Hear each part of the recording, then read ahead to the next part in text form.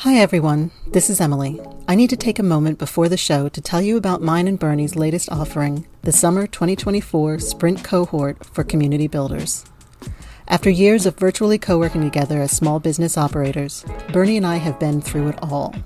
If you've ever felt overcommitted, unsupported, or like you're losing opportunities because you just can't seem to get ahead, then you'll know the kind of challenges we're talking about.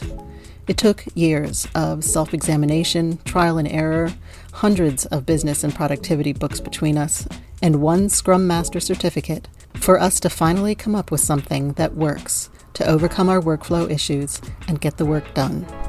We have created a series of small group virtual events hosted twice monthly to give you the support you need. Think of it like therapy sessions for your workflow. We will help you iron out the wrinkles in your process, isolate issues that keep tripping you up, help you build up your community, and guide you through designing a personal work system that is as unique to you as your fingerprint and can grow and change with you. Plus, it's intentionally priced as the same cost as an average co-working desk so that it's as accessible as possible. If you're ready to feel like you're on top of everything, check out the link in the show notes, which leads to the sign-up page. Hello, so welcome to this week's episode of Renegades of Flow. And it's me, Bernie. It's your friend Bernie here, and Emily. What's going on, Emily? We just had our eclipse here in the US. Everybody lost their minds and stared at the sun too long and acted like idiots. Was pretty cool though. I think that happened here in sunny Galicia too. I saw an Instagram thing. I meant to go. Oh no, see, I'm rambling already. So today we're going to talk about breakthroughs, and this is off the back of our Create a Right Club online workshop we did was it last week or was it this week? It's gone so fast. It was last week. Where we had a group of people from all over the Bernie and Emily universe jumping on, talking about their writing process, their blocks or their lack of writing process, and their flow of non-stop blocks. I've got written down on my notes here, which I wish I took clearer notes, but I've got sweet spot of chaos, which really resonated with me. Have you got something from there? Yeah, well, that would be the part that sticks out to you, Bernie, because you exist in chaos. And then on the other side of the spectrum, I like to make room in chaos. Chaos does not bother me particularly unless it's a specific kind, like noise and bright flashing lights. They bother me a lot more now than they used to. But the first step to getting to a breakthrough is to make space for it. Because if you're already full up with all kinds of input and information and inspiration, there's a Zen story, um, and I'm going to just paraphrase it so nobody come at me. Where a man from the West goes to a Zen temple to meet the master, and he sits down, and the master's preparing the tea. The Western man, he's talking about all the books that he's read and all the ideas that he has, and the master pours himself a cup of tea, and then well, he pours the other guy's tea first, but as he pours, he overfills the cup, and the hot tea is running over the saucer and down the table, and the Western man says, what are you doing? And um, the master says, your cup was full when you came in here. To learn something new, you need to empty your cup. So making space is the first step. Dude, that is that is exactly how I feel actually, because for years I read loads of read like two or three books a year, a week, sorry. Actually before 2005, I read two or three books a year, and then I found Audible, so I read lots. And I really enjoyed it. I really enjoyed rereading things, and I found and people have suggested this to me before, but I've been reading like one or two books more slowly, and my head is clearer, which is exactly the teacup thing going on. So now I'm like, after going deeper on a few books rather than I've actually stopped buying things on Audible because I know it all, and Yeah, you reach a saturation point, and there's a temptation to just like, well, I haven't found the answer yet, so I need to keep filling up that space. And after a while, that empty space, when it does empty out, it feels kind of intolerable. Like, oh no, it's the blank page. But in all honesty, you need a blank page before you can start to write. You need to clear a space before you need to claim that space before you can redesign it. And a lot of the time when we're looking for a breakthrough or an epiphany, it's some obstacle in the way. And you've got to find the not that obstacle and then focus just on it and clear space around it so you have room to work. So do as you're wandering around, do you go, oh, I really need a breakthrough, and go into some practice, or do you just Well, do the same thing every day? What's your recommendation? well, everybody has a different process. It's one of those things, just like, you're raising a child. I have two adult children. You can write a parenting book after your children are grown up, but that parenting book will only be relevant to that one child that's already an adult. And it's kind of the same way for ourselves. You have to do a little bit of archaeology into your past practices and the times in the past where you've tripped up or made huge errors in judgment, and say, okay, what's really behind this, and sort of unveil those hidden things that are often too uncomfortable to look at. But so it takes a lot of courage. But to answer your question more specifically, the best thing that you can do to start, that's a kind of universal, is to do something that is mindless and physical. So some people get their best ideas in the shower or when they're running in the morning, or, exercise is a big one because, your whole body is engaged and you're expending energy, and your mind is free unless you're filling it up, of course. And that's where it comes in, where you're always filling your head with music or stories or podcasts. There is a time and a space for those things, obviously, but there is also a time when and you get a feeling for it after a while. It's sort of like when you get used to speaking in public, you get really used to the feeling of when 5 minutes is up and you should probably wrap it up. You get the same kind of a feeling where, oh, I feel like the incubation period is over and it's time to clear a space and give birth. And you don't know what's going to come out. It's a little scary and it can be painful and messy, but that's okay. That's just the process. That's just life. I had the urge to ask you about like the fear of what you're about to do there, because there's one of the things I do with the whole 750 words is, sit down and go like, oh, and then I start writing like I don't know what to write, and I hope something will come to me and that kind of thing, which seems like so. I'd hate to get caught doing that, even though I'm saying it out loud on the podcast. Like I can't think of anything to write, so I'm just going to write some words until it comes out, and then something happens, and it might be I remember I'm doing a podcast with Emily today, so I need to think about what the breakthroughs are going to be. But, yeah, but why I'm going into that, sorry, in a very long-winded way, is sometimes I sit down to do the thing I want to do, which I've been thinking about doing and have all the equipment to do, and I'm like terrified of doing it. Well, there's a couple of ways around that. You can come in from the side, which is to do tangentially related things. For example, one of the things that I do when I'm really stuck in my writing is to do something else that's creative, to draw or paint or do something else that's artistic. However, that can also become a distraction. It can become, avoidance activities. Like, for example, you sit down to write, next thing you know, you're cleaning your bathroom. It can turn into that even if you're painting or drawing or singing or whatever it might be. So you have to be very aware and self aware. If fear is an issue, a good way to get around it and get by it is to deliberately defuse it.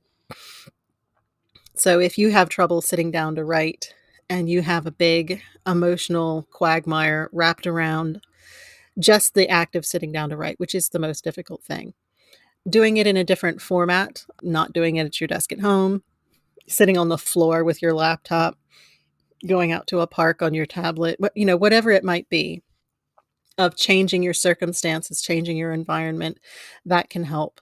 But it can also increase the existential overhead because then you have to, get all your crap and move to a different spot and it's unfamiliar and that doesn't work for everyone.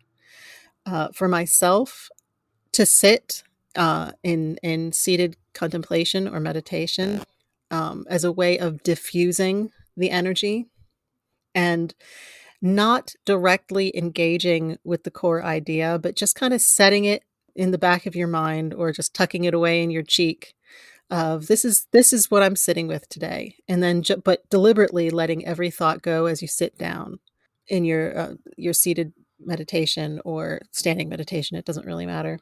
By doing that, you're able to allow it to have some space to expand in your mind and at the same time not look directly at it. And I know I'm using a lot of kind of woo terms here, but I've been meditating for a long time, and with practice, it does work. Yeah, with so I use that insight timer thing, which I think is what you use. And for years, I had this guided meditation. Mhm, I think was it Andy from Headspace, and using that insight timer thing where it's just silent and listening for the gongs. And if someone says clear your mind, I can't clear my mind. But when I spend my time listening for the gong, then is how I clear my mind, and it works really well. And 10 minutes is great, but it's lovely to do, like 10 or 20 minutes and completely still make everything still. I like the idea of a slow globe. Is like sometimes I feel really shaken up, and then I like meditate, and everything's still, and that creates that clearing that you mhm. were talking about earlier on. Yeah, and you kinda need to do it in the right order for yourself. For example, if I do a free write using 750 words like you do, or like I used to, if I do that before I sit, before I meditate, before I clear my head like that, it actually has the opposite effect. It'll stir everything up. And another person, it might work in reverse. Really? Yes, very Ah, much yes. So it works more as priming the pump of the scattered thoughts instead of priming the pump of inspiration and breaking through so I can solve that whatever I'm writing about, whatever I'm working on, whatever the breakthrough is that I'm working on. And it just depends on how you are. Like if you work best in chaos, which I know you do, it might be the opposite. It might be the direct opposite. You just have to know yourself. I'd love to. Like, even as we're doing this, I've got like 3 million things going on in the back of my brain, and the I'm sure you do. the what happens when I'm meditating actually is the that is when, and if I sit down and go like I need to find the solution for this, it doesn't work.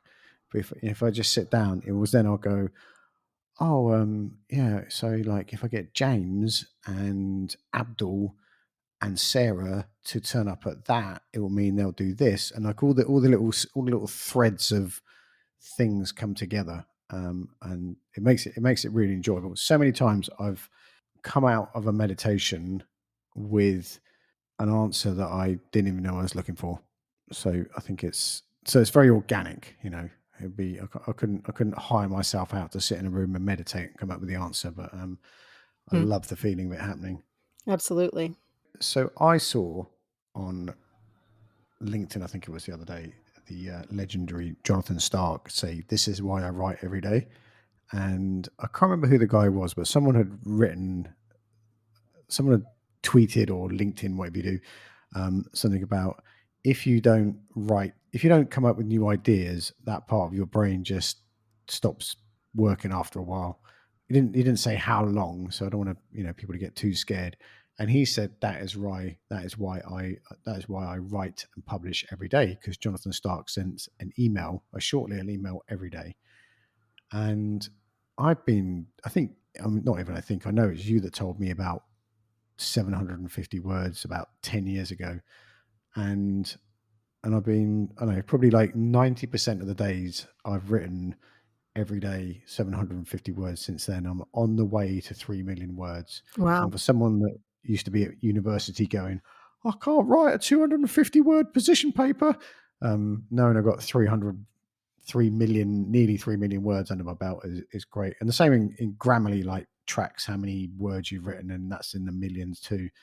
And it is like phenomenal how typing 750, suddenly turns into that amount. But think of all the ideas that have like been processed, and sometimes I just type out what I'm going to do in the day because I'm in such a the chaos in front of me with my calendar is so much. I need to like work out how to get through it. And it's just a really useful thing for there's I think it's Alison Fallon has this book called Writing It All Down, and it's just this like endless, Mhm. like, this is what's going on, this is what's going on, this is what's going on. It's so deliciously cathartic. So do you do any writing, Emily?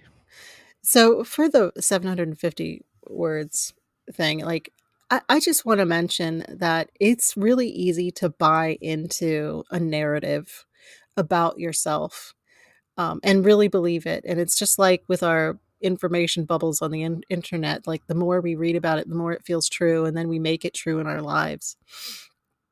And the truth is that while you do need the a little bit of chaos for your ADHD in order to have the amount of stimulation that you need to kind of just function, which is a perfectly normal, ordinary thing, you're able to build routines and commit to them and recommit to them. And every person on earth, I don't care who they are, occasionally fails in their routine, no matter how organized they are.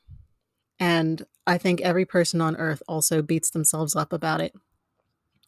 I think you've done very well over the years in self-management and in coping skills and, getting to the point where, uh, you've written consistently for so long, and, you have other habits that are like that too.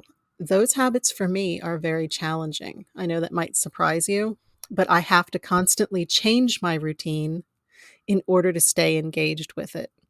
I'm kind of the polar opposite about that. I think we talked about this with our last podcast too, about how I have to reinvent my organization system every 6 months or so in order for me to recontextualize it, because my mind is always seeking new ways to make it efficient.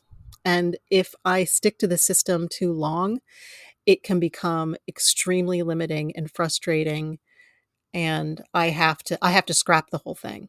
So my system of work is to, at a moment's notice, be able to draw up a whole new plan of attack. It's just completely different from what you're describing, but both are perfectly valid. Do you get bored? Like if you use the same app or system for ages, is it? Nope, I don't get bored. I don't need to stay like I don't need to be entertained by by what's happening. I'm a very calm, reserved person. And I know that that might seem sort of contradictory, but really it isn't. It works just fine for me. Just like what works for you might seem intolerable to me to have chaos around me and need it to function. That's not the way I function, even though it might seem like that by what I just described. But what I'm talking about is deliberately dismantling and rebuilding something. It's sort of like you have a jigsaw puzzle and it's a beautiful picture, but once it's done, and I don't know how else to engage with it. I have to take it apart again and assemble a new picture. That's cool. That I love the way you described it as the jigsaw, and then it's done. It's almost sad. It's like it's done. What do we do now? And then, so when you have to move from like the done thing to the next thing, how do you feel about that? Excited. I get very energized by it, and it's why I'm really good at designing systems for other people. Because if I had to maintain that system, it wouldn't work for me because I would need to tear it up. You know, just a couple months later, I would just have to reinvent the whole thing. But for most people, that's not the case. So with the way my brain works is very strategic. I can look at a big picture of a thing and also see the small details which led to it, and I'm able to come up with a system that multiple people can engage with on a certain level, enough to get the work done. And I can also engage with that system, so long as I'm not the one maintaining it. I used to have that when you said that about making things for other people. When I used to work in hotel and catering and hospitality stuff, Mhm. I would get so I didn't recognize it at the time, but I would get so bored working in a restaurant all the time. And there was a thing called the new store opening team. And I would love going to open new restaurants and I could like work non-stop for 3 weeks, hardly sleep, get this new restaurant open, come back, and then coming back to what we called our home store would be, 3 weeks of chilling out after the mayhem of opening a new restaurant. And then after 3 weeks, I'd be like bored of what was going on, And there's always new people around, and it was a stimulating atmosphere. But the running off to either troubleshoot something or opening a new restaurant would actually kept me sane, even though it was complete mayhem and chaos. Which I didn't recognize that pattern because that was in the last century. But it was, and then that's what made me move. That was what made me move to events, because at the end of the '90s in London, the event industry just exploded, and working for 4 days with hardly any sleep was really, really exciting and adrenaline fueled. Whereas working in a much calmer, like, restaurant environment that was more predictable was, kryptonite. So the opposite of kryptonite would be nowadays, where I know much more about myself and read lots more and stuff like that, is I find that writing and writing and writing is, I think you said it earlier, like priming the pump. That Mhm. I'm gonna say, like, keeps the water bubbling at a certain temperature. So when I think of things, those, like, epiphanies and breakthroughs happens. The other thing that is a bit of comedy value in here is I will get told something by Lorena, my wife, or you, or Janine, and then I just won't hear it, and then I'll come back later and go like, "Oh my god, I just had this idea. We should have a website." Oh, Bernie, all men do that. I'm telling you, when I was first married, to my husband, I used to have to call his mother and say, "Look, I've been saying this to him for weeks, and he's just not penetrating. Can you please call him and tell him this one thing? Just tell him the one thing, don't refer to it." And sure enough, within 48 hours, he'd come back and be like, I had the best idea." So, yeah, yeah, he's so lucky he didn't get dishes thrown at him. I nowadays I don't say I've had an idea. Even if I know it's an idea, there's the risk that I haven't thought of it. That I heard it from her 3 weeks ago, and it's only just penetrated. That's the thing. But the last little bit to finish on is, I used to feel really bad about this, but do you know the whole Austin Kleon thing about steal like an artist? Yes. Is I will now make more effort to sit down and go like, so like in London, there's a London co-working assembly, and I'm always looking for other things that have happened in London, like like things like punk music and house music, and how cafes evolved. And that's why I'm really interested in the whole hospitality thing, because I spent a long time working in there. um, like, how, not so much to predict the future, but to see how we work in co-working, and what co-working spaces mean, and all the things, the future of work and all that malarkey, how it is all configuring together. And then working on the Urban MBA thing with Kofi, I meet people who are 20 years younger than me most of the time, and like, what are they doing, and how can we put what's happening now over here with what they're doing together, and constantly looking for those configurations. And it's not like I have a breakthrough configuration every day, but every so often something comes together, which is lots of little bits from other bits that fit at that moment in time in exactly the right way. And that is really energizing and exciting for me. So, thank you for your time and attention today, ladies and gentlemen, boys and girls. We are the best place actually in the universe to find us is, as much as we recommend building your own digital outpost and your own website, is if you go to LinkedIn and look for Emily or Bernie, and there'll be a link in the show notes to that. And there'll also be a link in the show notes to Link in the Show Notes, which is the newsletter we send out on LinkedIn. That's a lot of LinkedIn there, every week. And that has links to all the guests coming up, links to the episodes we've done, and then we have the Creator Right Club, which happens in person in London every week. And it also, we do random workshops online for people who can't get to London. So be careful out there. It is a jungle.